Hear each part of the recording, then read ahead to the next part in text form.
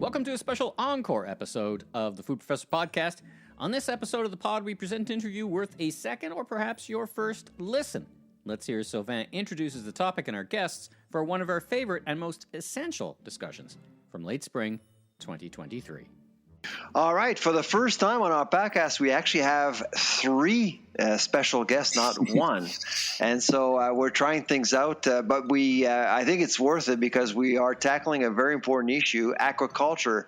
It's a topic we actually haven't discussed on our podcast over the last 3 years. So it was time for us to look into the wonderful world of aquaculture, and I couldn't think of better guests than the three that we have joining us today. So we have Tim Kennedy, who's joining us from Ottawa today. We also have Xai'xais Robinson joining us from BC, and Stephanie Colombo, who's a colleague of mine at Dalhousie, is reaching us from Truro, Nova Scotia, and I am currently in Banff, Alberta. So we're all spread apart, and Michael is in Toronto. So there you go. That's the power of technology. So to start things off, perhaps you could briefly tell us more about who you are and what you do for a living. Hi, good. Hello, it's a pleasure to meet you. My name's Xai'xais Robinson. I am the elected councillor for the Kitasoo Xai'xais Nation, and I'm also the general manager of the Kitasoo Development Corporation. So I oversee businesses for my community, including aquaculture, forestry, and a couple other world-renowned lodge too. So it's quite a variety of stuff I oversee. Hi, Sylvain. So thanks for having us. Really appreciate it. I'm Tim Kennedy, and I'm the president of the Canadian Aquaculture Industry Alliance, based in Ottawa, as you said. And so the Alliance is a collection of both producer companies in the aquaculture sector, but also suppliers, academic, and other interests. So we really do represent the sector to the federal government. Hi, everybody. I'm Stephanie Colombo. I'm an associate professor at Dalhousie University and Canada Research Chair in Aquaculture Nutrition. And my research and lab focuses on innovative solutions in nutrition for sustainable aquaculture production. Stephanie, let's start with you. Let's lay some groundwork down here. What is agriculture, and why should our listeners be paying attention to aquaculture and aquaculture issues? So aquaculture is a really basic term that envelops anything that is farmed in the water. And that can range from fish to shellfish to aquatic plants like seaweeds. And why should people care about aquaculture? Well, first of all, 3 billion people around the world eat seafood as their main source of protein every day. And our consumption of seafood has increased by over double in the past 30 years. Yet our harvest from wild fisheries hasn't really changed much because it can't support any more harvest. Right now, about a third of our global fisheries are what's considered overexploited, meaning we don't have a sustainable harvest for those anymore. Compare this to 1990, where over 90% of our fisheries were still considered healthy and sustainable. So over this 30-year time period, aquaculture has grown by over 500%. And right now it supplies just over 50% of our total seafood. And it's projected in the next few years by 2030 that aquaculture will actually supply over 60% of our seafood.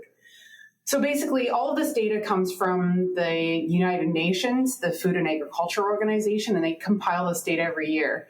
And what we know is that aquaculture is meeting the demand for seafood, supporting our protein needs around the world so that we can continue enjoying both wild-caught harvest seafood from sustainable fisheries and also meeting our food security needs.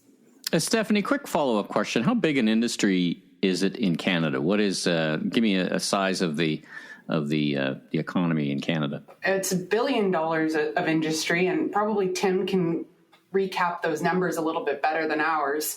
That's a support of different aquaculture industries.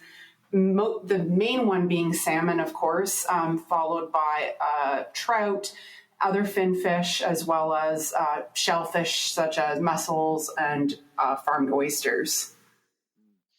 Xai'xais, What brought your people to aquaculture, and talk about its role in your community and your local economy? Well, it really comes down to the collapse of the commercial industry. So in 1969, we faced that as a people, a coastal people of BC, and of course that's the mismanagement of the Department of Fisheries and Oceans, and we dealt with that for probably 20 years of just nothing, no employment. The average employment rate we had is 5%. And so, by the mid 80s, wow, we really looked at, how can we move forward? Because we were dealing with so many, issues between alcoholism and abuse and drug and alcohol. Like, it was just I live in quite a remote community, so those things are very impactful on, of course, on a smaller scale. And so the leadership at the time just sat down and said, how can we move forward in a good way? We need one breadwinner for every household. And so how do we get there? And so, a colleague of mine who's still working to today, has worked for us for 36 years, came together and put together a farming plan. And so we operated our own salmon farm before we were ever part of an industry, period, or worked or had a partnership with industry. So we raised that as a pilot project, and it worked for a couple of years. And unfortunately, the scale we had and the quantity was just not sustainable. And so we've signed an agreement. And so, we've built relationships. We've worked with our industry partners after that success of our own operations, partnered up, and now have one of the longest standing partnerships in aquaculture, period, with an Indigenous community, and have really grown close with this industry as it's now. Our people have multi-generations have participated in this, and it's such a large part of our community. And now we have a 99% employment rate. We've come from 5 to now 99, and so our leadership have set the bar and have well over exceeded in regards to what our expectations were. So it brought hope and prosperity. 100%. Yeah, that's great. And independence in the economy.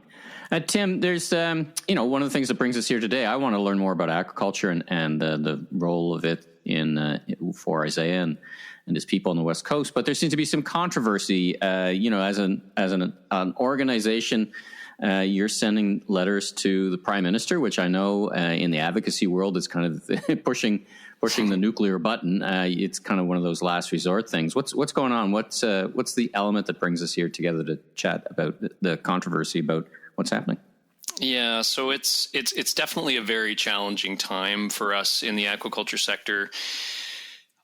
What's happening is that in British Columbia, there is controversy around salmon farming in British Columbia. So Xai'xais was talking about how important it is to his community, but there's a very large activist base in British Columbia who are very influential, who have been pushing hard against salmon farming and claiming that salmon farming is really damaging wild salmon stocks. Now, what we're seeing is a decline in wild salmon stocks over a very long period. But as Xai'xais also said around the collapse of the commercial fishery, there's lots of evidence that this is for all sorts of other big reasons. And there's lots of evidence that salmon farming is having a very minimal to negligible effect on wild salmon. So, regardless, we have a very strong activist community, very well organized, that have been pushing very hard against us and connecting with the Liberal government in Ottawa, who is our regulator. So DFO is the regulator, Department of Fisheries and Oceans, of the sector in British Columbia, and so we have seen some shutdowns. So in the last 2 years, 40% of salmon farming in British Columbia has already been shut down. And the government is actually looking to shut down more. And so many of us are just looking at the situation and really thinking, like, this is crazy. This is an amazing product that's being produced in British Columbia, incredibly sustainable, right? So international review bodies have recognized those companies that are producing that salmon as being amongst the most sustainable producers of protein, animal protein in the world.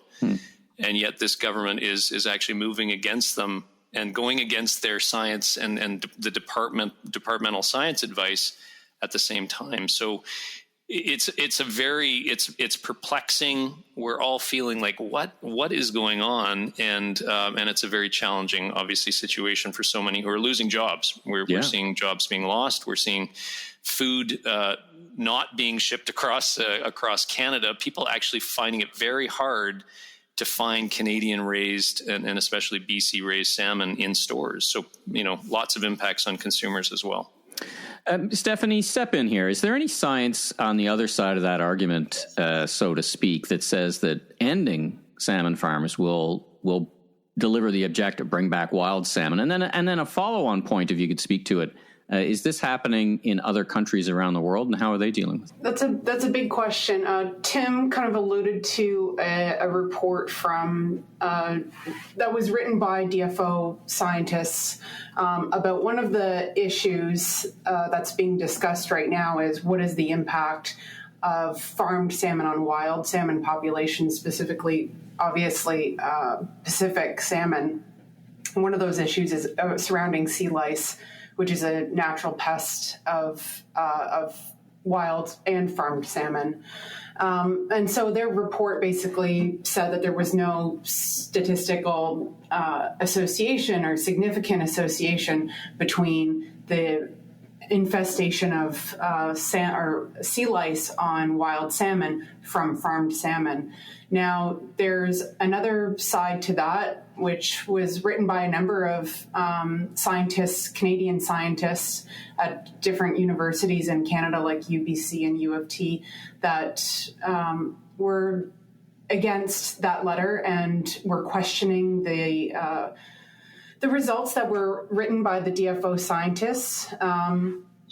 But in terms of the impact on wild populations, the DFO report said that there was a lack of statistical significance, but also there was, a positive trend in all of the areas. But the main conclusion is that you can't have a direct causation and correlation from the farms when we don't really understand the infestation on the juvenile Pacific salmon. So their report was that you cannot explain the pressure from farmed salmon for sea lice on wild salmon. And that's basically what the issue is, that we don't really understand the mechanisms around why we are seeing some unexplained fluctuations on the Pacific salmon populations. And because there's so many factors at play, ending salmon farms is not the solution to a problem that we really don't understand very well.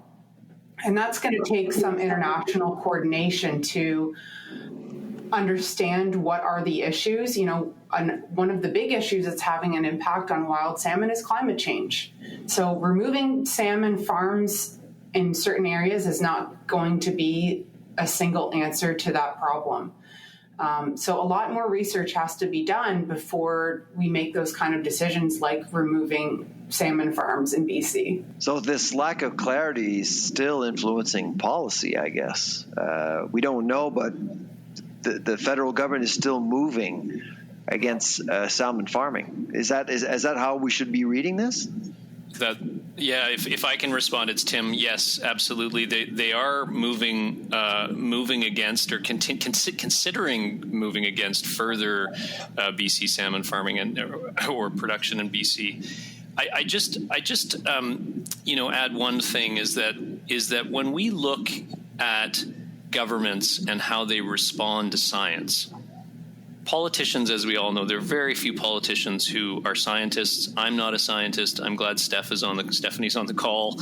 But you need departments, governments to be able to assess all of the different opinions in the scientific community around these things and provide solid advice to ministers so that they can make decisions. To this point in time, that analysis by the department has shown minimal impacts. So for the minister, for instance, to be listening to science from different people, but trying to interpret it and make her own decisions, really, if you think about that and how our economy, our lives, you think about the COVID situation we were in with Health Canada, we were constantly being told, trust government science. And in this situation, it's like the government's completely flip-flopped and is totally ignoring their departmental science and really just focused on making a political decision that will have huge impacts on people in British Columbia. So it's a really untenable situation we're in, and I think could have big impacts and implications for other food producers in Canada, resources sectors, etc. Now, the federal government is committed to transitioning, quote unquote, the BC salmon sector. What does that mean, Tim? Yeah, I'm gonna turn over to Xai'xais, because Xai'xais been doing a lot of work on this as well. But I'll just make a quick intro comment and say a commitment was made in the 2019 federal election, and the Liberals took on a commitment that, again, was very political, but didn't have science behind it, and it was to transition BC salmon farming basically out of or away from what they call open net pens. So salmon are raised in pens in the ocean, and so they talked about transitioning, but nobody has any idea to what. The activists were talking about, right, putting all the salmon on land. That is just not possible for British Columbia. It's not really possible anywhere in the world right now. It's very highly experimental. So lots of discussions going on. But I think the fundamental issue is what do the First Nations in their territories want? And that's where I'm going to turn it over to Xai'xais to talk about what he's doing in his community. Yeah, thanks, Tim. Maybe just for the bigger picture when it comes down to this commitment. And so like you said, in 2019, this item was just thrown on the last minute platform when it came to the Liberal government. And so they obviously didn't do a lot of homework when it came to how many nations are part of this overall industry, because now they promise reconciliation and they promise lots of other things. But when it comes down to it, there are 17 communities that rely on this industry, period, and there's 203 in BC. So it's of course there is some opposition, but when it comes down to it, these nations that have farms in there have been farms, of course, removed from the territories or from First Nations that don't want them, and that has been accomplished over the last several years. However, there are some nations, like on the central coast of BC or along the coast of Vancouver Island, that have had their farms removed without proper consultation. So the government's really made it a difficult situation when it has come to this overall transition discussion, because they've consulted some First Nations and not others. And so when it comes down to this reconciliation piece, which is a big word when it comes to Indigenous people and expecting some moving forward in good faith, if anything, it just is completely contradictory to the 17 nations that are in support of this industry. And when it comes down to it, makes it quite difficult to work with the government when we've dealt with past wrongdoings. When my community has come from 5% to now 99% employment rate, it's quite a concerning discussion. And 51% of my economy is just farms. And so this transition discussion is so critical, yet we don't know what the end goal is. We don't know what's changing. And so, yes, the rest of the nations, they're all in the same boat, quite concerned, because the minister is just on her warpath of a one-track mind of just trying to deal with this in her own way without understanding reconciliation. Minister Joyce Murray. 100%. Yeah. So Xai'xais, I'm really glad you were able to join us today. So you're saying the DFO has talked to some First Nations, but not all of them. How would you portray First Nations support of salmon farming in general in BC right now? Well, I think, like I said, there's 17 nations that have agreements or support the industry as a whole, and so that's when it comes to industry, when it comes to the situation, it's very odd that there be a group of First Nations that band together to try to really deal with this type of situation. So, of course, 17 out of 203 is a good chunk of First Nations. However, there is still opposition, and just like in my own community, there's some opposition too. But really, when it comes down to it, educating and providing those understandings of the industry, because it's a lot of misinformation that's out there right now. And that's really the crux of this problem, is that We have a minister that's running this department who's going off of some scientists, quote unquote, to make these decisions, and it's not adding up. And so for us who have, Kitasoo has done science for the last 18 years, specifically on this industry, because, we're the stewards of the land. We need to understand what this industry is doing, just like anybody else within our territory. So having a grasp on this stuff is super critical, and we've done it. Yet, our science match is very parallel to the Department of Fisheries and Oceans, and yet it's completely discredited. Stephanie, again, we're talking about science, so I wanted you to step in a little bit with any new technologies that can help us understand or improve, if that's the right word, sustainability of salmon farming, what's happening around the world and what's happening in Canada, and where is their opportunity? Yeah, I would say in the last 10, 20 years, there's been a lot of new innovations that are either now in practice that have already helped improve production efficiency and sustainability, and also some new innovations that are on the horizon that I think we'll see it making a big difference. Of course, we've been talking about some of the controversies, like some of them being sea lice and feed sustainability and nutrient outputs and waste and things like that. And for example, our lab is addressing some of these challenges. Even climate change is going to be a challenge in sustainable production. But we're working on new innovations in nutrition, like using seaweeds and algae as ingredients, and that can help reduce the wild source fish that has previously been included in the diet. And now, compared to even 20 years ago, there's very minimal wild sourced fish meal and oil that's in the diet, and that has significantly improved the sustainability of the industry. And some of these new ingredients can help boost the immune system to make them more resistant to stressful events that climate change might bring and things like that. Some other really interesting stuff that's coming out that's in the horizon is some new data technology, and it's getting so specific that individual fish can be tracked, and that's based on sort of the freckles on their face, so you can recognize them by individuals, and that can help track their health and growth on an individual basis. So this is a more precise way of farming, and it's more efficient, and it's actually better for the welfare of the fish as well, since they don't have to be handled, and you can detect if there's any health issues very early on. Caring for the fish. There's less use of antibiotics than there ever was. Some of these are nutritional innovations. Some of these are based on other practices, like making sure sea lice are removed early and early detection. And there's also new innovations with regards to growing salmon on land, for example, as well.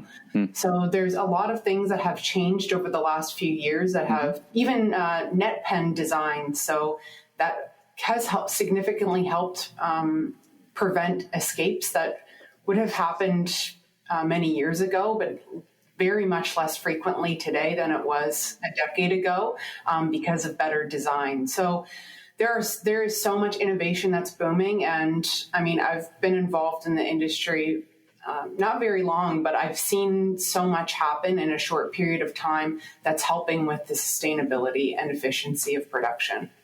Xai'xais, you've got you and your people have got 20 years of working on this, and is it are you at a place where you're ready to adopt these kind of new technologies, and you're probably inventing some technologies of your own, and what kind of resources is it going to take to adopt them? I mean, Stephanie's talking about AI and machine vision, freckles on fish, that's some pretty impressive stuff, but it, of course, will come at a cost. Where do you sit on adopting these new technologies and your lens on that, and I guess concluding what it I think you've outlined it pretty clear what it will mean to lose aquaculture, but if you could bring us home with your perspective on new technologies, and lastly, what's the impact going to be for you?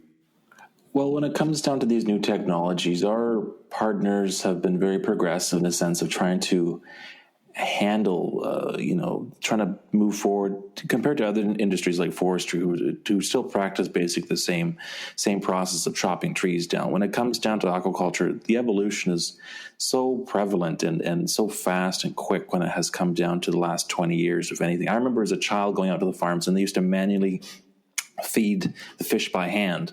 And so now today, I walk down to one of our partners' offices, and I can watch this AI technology that Stephanie's referring to happen.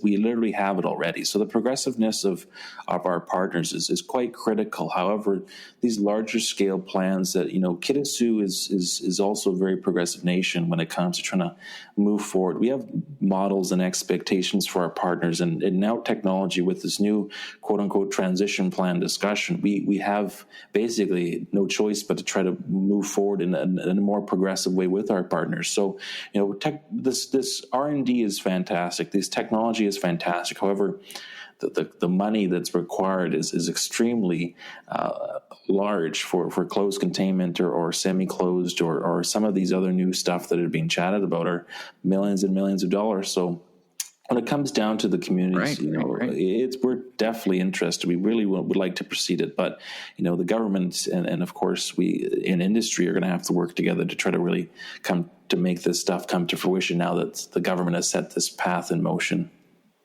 Mm-hmm. Can I just add on to that really quickly, and I'll just say, sure. BC salmon farming is the largest agri-food export, just to put it in perspective for the province. No, I didn't know that. So the way that it acts in the province and the provincial economy, especially in coastal communities, is that it is the anchor for so many other things. Right, so you have the investment that goes into the infrastructure, wharves, marine vessels, et cetera, and then you've got transportation, you've got various other inputs. It's a linchpin for the coastal economy in British Columbia. And when you start without deep thought and understanding, which is what's happening, you start taking those pieces out, things fall apart very quickly or potentially fall apart. So you have to see this as an anchor for all sorts of other industries, and that's one of the reasons it's so critical. And you've heard from Xai'xais. There are many other nations who are in a very similar situation, who are appealing to the government to truly understand how important it is for them and for the economy of British Columbia. A very timely discussion about aquaculture in British Columbia. I want to thank all three of you on behalf of the Food Professor podcast. Tim Kennedy in Ottawa, Xai'xais Robinson in BC, and Stephanie Colombo in Truro, Nova Scotia. Thank you all for coming on today and telling us more about what's at stake here. I appreciate it. Thank you, Sylvain. Thank you. Thank you so much.